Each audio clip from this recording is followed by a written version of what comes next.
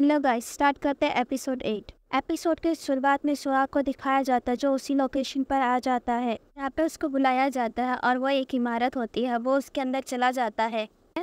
जब वो अंदर घुसता है तो एक आदमी ऊपर से गिर जाता है और वो देखता है ये तो ओशी है और इसकी डेथ हो चुकी है। ऊपर देखता है, ऊपर एक आदमी होता है, फिर वो उसका आदमी का पीछा करता है। ये आदमी देखने के बाद सुहाग उसको मारता है और कुछ देर तक लड़ाई करता है। फिर एक आदमी पीछे से आकर उस पर वार करता है और वो नीचे गिर जाता है और वो लोग वहाँ से भाग जाते हैं। तभी हम देखते हैं जर्मी सुहाग को खोजते हुए यहाँ पे आ जाती है। जिमी देखती है यहाँ पे एक आदमी पड़ा हुआ है, वो देखने के लिए जाती है। तभी वह सोया आ जाता है और उसके आंखें बंद कर देता है ताकि उसको ना देख सके और बाद में उसे गले लगा लेता है। अगले सीन में मंजिया को दिखाया जाता है जिसने जोया के पास कॉल की थी और उससे कह रहा था कि मुझे मंजिया से बात करनी है और फ़ोन क्यों नहीं उठा रहा। जोया के यहाँ संजीव को फ़ोन देती है। संजीव कह रहा था मुझे तुमसे बात करनी है, घर पे खाने के लिए आ जाना। वो कहता है ठीक है। अगले सीन में जियम को दिखाया जाता है जो मिंजियो के पास आ जाती है। मिंजियो ने इसे बात करने के लिए यहाँ पे बुलाया था। मिंजियो बोलता है कि मैंने सुना तुम मेरे बेटे के साथ थी जब तुम उस इमारत में थी। अगर तुम्हें उसकी इतनी परवाह तो तुम्हें उसे रोकना चाहिए था कि उसके अंदर मत जाना। मिंजियो जियम को पैसे देता और कहता अपना मुँह बंद रखना और किसी को मत बताना। जियम बोलती है जब सुहाग छोटा था तो उसका एक्सीडेंट हो गया था और अब बिंटल के अंदर उस पर हमला हुआ है और आपने पिता होने के नाते से बचाने की भी कोशिश नहीं की और ना ही ये जानने की कोशिश की कि उसको मारना कौन चाहता है। जो कहता है मैं सियोन का पिता हूँ और इस चीज़ के लिए मैं पुलिस का सहारा ले रहा हूँ। तुम बस इतना कर दो कि तुम ये पैसे लो और अपना मुंह बंद रखो। युजम कहती है कि मुझे ऐसा क्यों लग रहा है कि तुम अपराधी के बारे में जानते हो। मुझे भी ये कहकर यहाँ से चला जाता है कि मेरे पास तुम्हारे सवालों का जवाब नहीं है।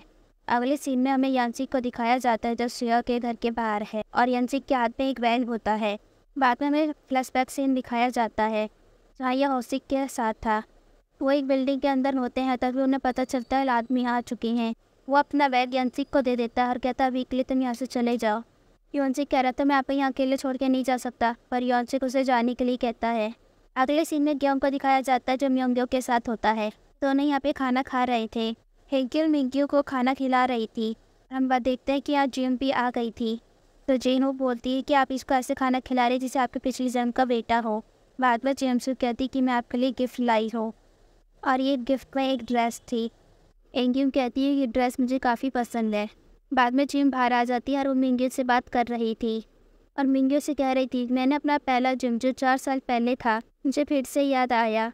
तुमने कहा था ना अपने रिश्ते को पहचान लेना, मैंने वहाँ पहचान लिया था। वहाँ पे बहुत सारे आदमी थे, वहाँ पे मैंने एक को पहचान लिया था। और मिंग्यू बोलता है कि वो कौन था जिसको तुमने पहचाना है। जियम कहती है ये वही आदमी है जिसे मैं एचएम में बहुत ज़्यादा पसंद करती थी। हालांकि वो ये नहीं बताती कि वो सोया है।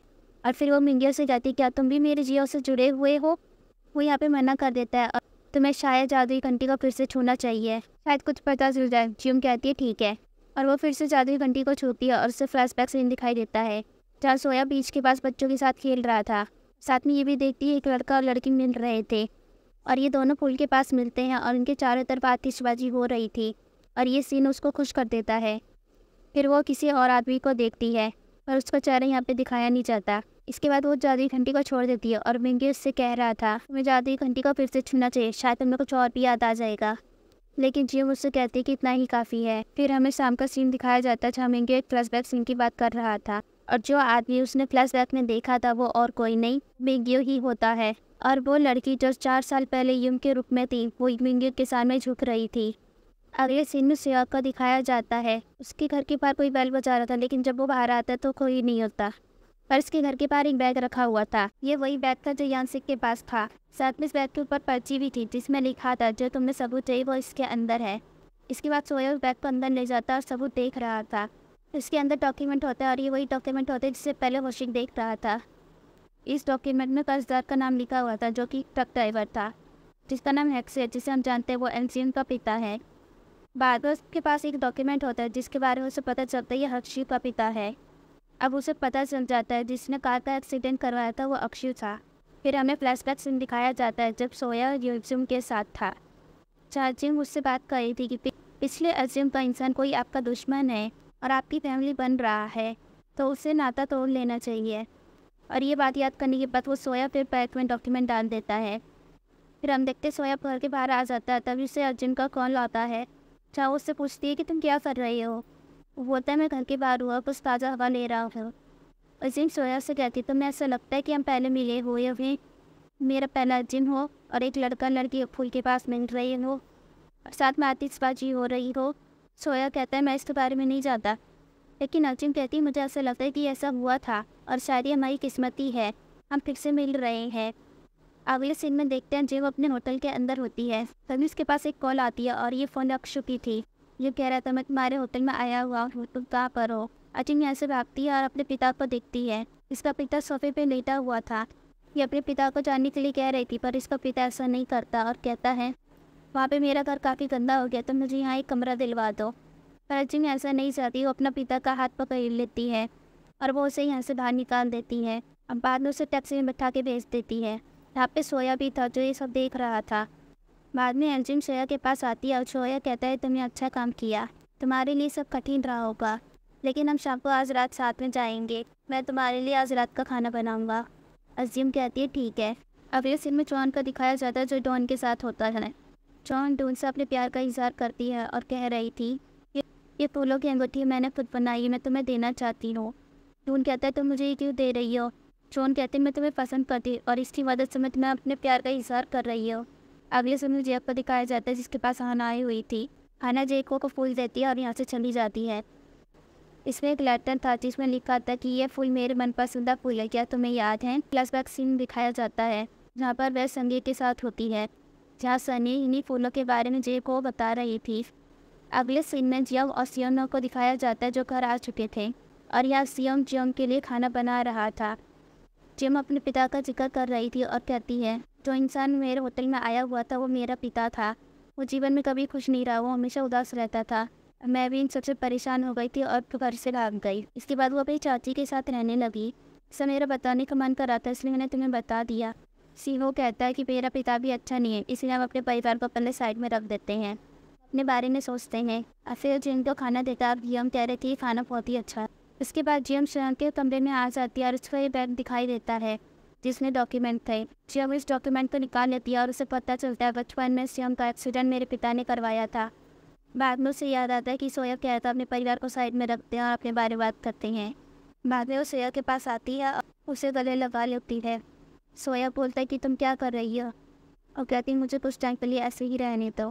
कुछ टाइम के बाद वो घर से बाहर आती है, गाड़ी में बैठकर चली जाती है। अगले सीन में देखते हैं जो अपने पिता के सामने आ जाती है और अपने पिता से कह रही थी कि आपने कभी किसी को मारा है। लेकिन अक्षु कह रहा है तुम किस बारे में बात कर रही हो। वो कहती है ये घटना 1998 की है, जब सोया छोटा था तुमने उसका एक्सीडेंट करवाया, तुमने उसकी कार पे ट्रक से टक्कर मारी थी, तुम्हें याद नहीं है। फिर अक्षय यह कबूल कर लेता है और उससे कहता है कि मुझे नहीं पता था, मुझे बस ऐसा करने के लिए कहा गया था। अक्षय फिर अपनी बेटी को सारी बातें बता देता है। जब फ्लैशबैक सीन दिखाया जाता है जहाँ अक्षय यहाँ पे होशी का कर्जदार था। होशी कहते तुम्हें एक कार को टक्कर मानी है और तुम ऐसा कर देते तो मैं तुम्हारा कर्ज माफ़ कर दूंगा। और अपने पिता से कहती है आपको ऐसा नहीं करना चाहिए था, आपकी वजह से एक लड़की और एक ड्राइवर की डेथ हो गई। अक्षय कहता है ये सब अतीत है, ये सब मैं तुम्हें बताना नहीं चाहता था कि सोया तुम्हारा बॉयफ्रेंड है, इसलिए मैंने तुम्हें ये सब नहीं बताया। और अपने पिता से कहती है आप इंसान नहीं है और आगे से मुझे अपना चेहरा मत दिखाना। ये कहकर ये अर्जुन यहाँ से चली जाती है। पर अक्षय यहाँ पीछे से कह रहा था लेकिन ट्रक के ब्रेक फेल हो गए थे और हमें फ्लैशबैक दिखाया जाता है सच में ही ट्रक के ब्रेक फेल हो गए थे और यहाँ पे कार का एक्सीडेंट हो गया था। तभी उसके पास एक आदमी आ गया था और ये सिनेमा में पहले भी दिखाया गया था। पहले दिखाया नहीं गया था ये आदमी कौन है, पर अब हमें पता चलता है ये आदमी अक्षु है। बाद में अक्षय यहाँ से भाग गया था। अगले सीन में सोया को दिखाया जाता है जो सभी डॉक्यूमेंट को जला रहा था कि यासी किसके पास लेके आया था।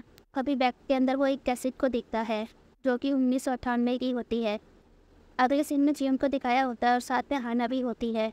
जिम हाना को बता रही थी बचपन में सोया का एक्सीडेंट करवाया गया था और वो आदमी जिसने ये काम किया था वो हमारे ग्रुप के अंदर काम करता है और वो सोया के करीब है, तुम जानती है कि वो कौन है। लेकिन हाना बताने वाली थी, उससे पहले जिम बोल ही पड़ती है तो वो जिन को नहीं है तो हाना यहाँ पे हाँ भरी थी, शायद वो हो सकती है। अगले सीन में सोया को दिखाया जाता है जो कैसेट को शुरू करता है। कैसेट में अंशिक बोल रहा था, फिर हमें फ्लैशबैक सीन दिखाया जाता है। अंशिक यहाँ पे रिकॉर्डिंग कर रहा था और कर्जदारों के नाम बोल रहा था। बाद में अगले सीन में दिखाया जाता है जहाँ जिम जियोंग के पास आ जाती है। हालांकि वो जियोंग को जानती थी, उसे पता होता है कि ये सोया के साथ काम करती है। जियोंग उससे कहती है मुझे तुमसे कुछ पूछना है, बचपन में सोया का एक्सीडेंट हुआ था, क्या वो तुमने करवाया था। मुझे लगता है तुमने ऐसा करवाया था और इसके लिए मंजू भी तुम्हें पैसे दे रहा था कि मैं अपना मुंह बंद रख सकूं। मैं तो इस बात पर खुश होना चाहिए क्योंकि ये तुम्हारे अपराध को छुपाने में तुम्हारी मदद कर रहा है। जो कि यहाँ पे हंसती है और कहती है, क्या सच में मंजू तुम्हें पैसे दे रहा था? हालांकि मैं तुम्हें बता दूँ कि मैंने सोया के साथ कुछ भी नहीं किया है। फिर हमें दिखाया जाता है सोया अभी भी वो रिकॉर्डिंग सुन रहा था और फिर बाद में हमें फ्लैशबैक सीन दिखाया जाता है। उसी के पास एक आदमी आ जाता है पर उसने रिकॉर्डिंग बंद नहीं की थी। होशिक उस आदमी से कह रहा था तुम कौन हो और तुम्हें क्या चाहिए, और वो होशिक से कह रहा था कि क्या तुम्हारे पास कोई ऐसा कर्जदार है जो ट्रक ड्राइवर हो? मुझे उससे काम है, उसके बदले में तुम्हें 40 बिलियन बॉन्ड दूंगा। उसे बस अपनी ट्रक से कार को छोटी सी टक्कर मारनी है। होशिक कह देता है कि वो अक्षु है। बाद में उसका चेहरा दिखाया जाता है और वो और कोई नहीं जो कि संयुक्त होता है। और सोया भी अपने अंकल की आवाज़ पहचानता है, बता देता कि ये अंकल है, इन्होंने मेरे साथ ऐसा क्यों किया। बाद में बचपन में अपने अंकल के साथ बिताए पलों को याद करता है। अगले सीन में जीव को दिखाता है जो सोच रही थी कि ये कौन हो सकता है जिसने सोया का एक्सीडेंट करवाया था। बाद में यह संयोग आ जाता है और जो यहाँ भी संयोग को देख लेती है और क्या कहती है, संयोग कभी सोया के बारे में नहीं सोचता, सोया के बारे में कभी पता नहीं लगता कि वो क्या कर रहा है। उसे संयोग पे शक हो जाता है और वो उसके पास आता है और उससे बोलता है तुम तो सोया के साथ काम करती हो ना, लेकिन वो उसको कुछ नहीं कहती, वहाँ से चली जाती है। बाद में सोया के घर पे आती है और देखती है सोया इन सारे डॉक्यूमेंट चला रही है। बाद में सोया के पास जाती है, सोया नीचे बैठा हुआ था। सोया जिम से कहते तुम यहाँ से चली जाओ वरना तो मुझे इस रूप में देखना होगा कि मैं कैसे पागल हो रहा हूँ। मुझे उस डेथ में मरना था, मेरी वजह से जिम की डेथ हो गई। जिम सोया से कहती अगर ये मैं कर दूँ तो तुम खुद को दोस्त देना बंद करोगे और मुझे तुम्हें कुछ बताना है। फिर वो पियानो बजाने लग जाती है। सोया देखता है जिम तो वैसे ही पियानो बजा रही है जैसे कि वॉन बजाया करती थी। फ्लैशबैक सीन दिखाया जाता है जहाँ जोयम सोया के साथ बैठी थी और पियानो बजा रही थी। जो उनसे कह रहा था कि तुम इस धुन को कैसे जानती हो। जून कहती है ये धुन मैंने बनाई है, अगर तुम्हें किसी की याद आए तो तुम इस धुन को बचाना, तुम्हें अच्छा लगेगा। फिर वो जिम के पास आता है और बोलता है तुम इस धुन को कैसे जानती हो। जिम वही जवाब देती है जो जिम ने दिए थे। बाद में वो सोया से कहती है कि मैं जानती है सब तुम्हें जॉन ने कहा था। सोया कहता है तुम कैसे जानती हो। फिर वो कहती है क्योंकि मैं जॉन थी। और इसी के साथ ये एपिसोड यहीं ख़त्म हो जाता है।